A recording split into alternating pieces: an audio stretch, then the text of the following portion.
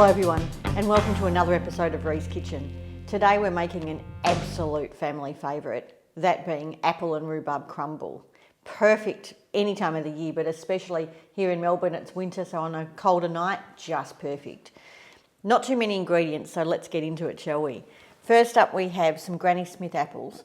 We have some rhubarb, straight out of my garden, an orange, also straight out of my garden, and some muscovado sugar. And then for the crumble topping, we have some almond meal, some more muscovado sugar, some potato starch, cinnamon, butter, rice flour, and for added crunch, some slivered almonds.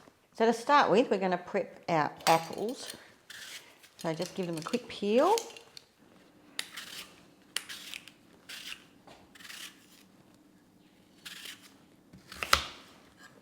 So just take the core out and the little tail. And then roughly chop into your pot. So now we're just going to sprinkle on our sugar and then zest. Probably want about a teaspoon of zest, so just a little bit. And before we turn it on, we do need to add just a little bit of water, so a tablespoon or two, just until the apples start to release their juices anyway. Toss that around a little. And now on a medium heat, it's going to take about 15-20 minutes for the apples to get nice and soft. While that's happening, we can be preparing our rhubarb. Rhubarb is such an interesting plant. It's actually a vegetable. Most people don't think about it. This is one of those varieties that is red. Of course, some rhubarb is always green all the way through, but even though it's red on the outside, it is green in the middle of the stalk.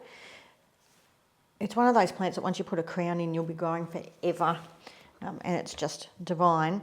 Sometimes it gets a bit stringy, so as you're cutting it, if it gets a bit stringy, just pull the string off and discard. It makes it nicer eating, but it doesn't matter.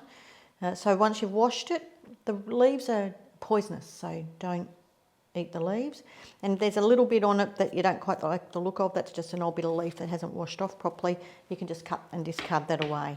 But we're going to cut this now into about centimetre and a half battens.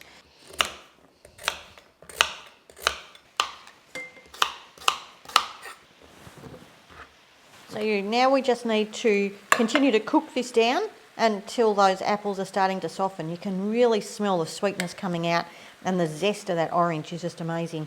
Once they've started to soften, then we'll throw in our rhubarb. So while the apples are cooking, we've got the chance to toast our almonds. Now this is really important that you don't tip it over. They can look like they're not doing anything, and then very quickly they can be toasted.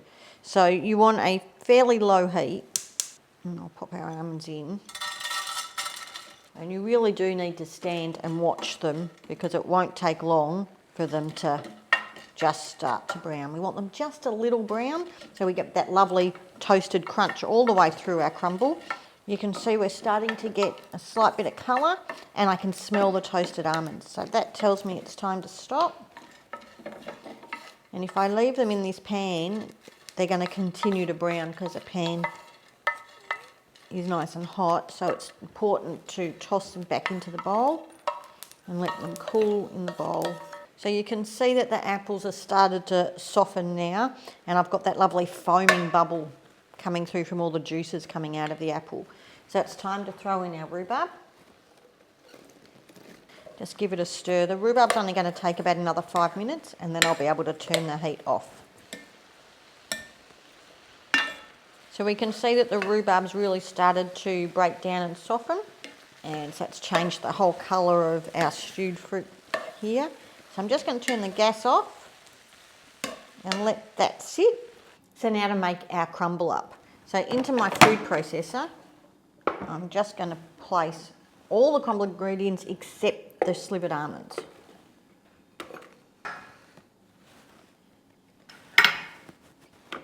Butter. And now I'm going to pulse it until it resembles fine breadcrumbs. Of course you could do this by hand, but much faster to do it this way.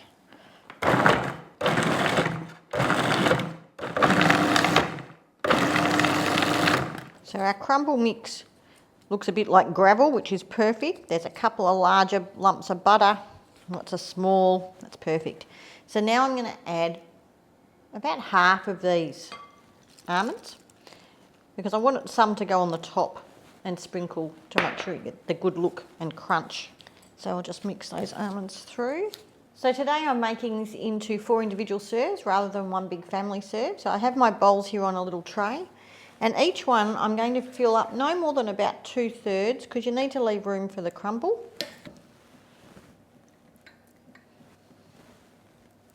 And now for our crumble.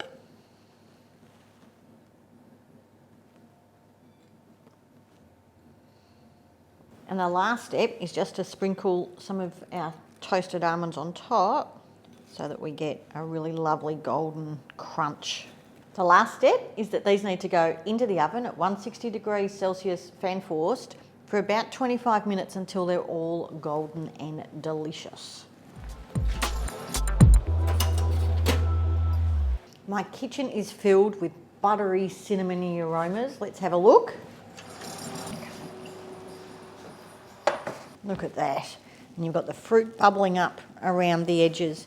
It's really important now that we let these sit for at least 5 minutes before you let anyone dig the spoon in, because it would be incredibly dangerous with that hot bubbling fruit.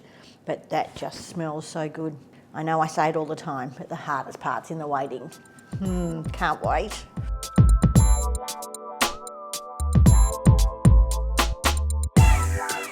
Now for all the details of today's recipe, don't forget to check out my blog at the link below. But as always, the best bit's in the eating, and I have been waiting for this one. The tartness of that rhubarb with the zest, zing, the crunch of the almonds. Oh, this is just a hug in a bowl, isn't it? Perfect in the autumnal or winter weather or any time. Until next time, everybody, ciao.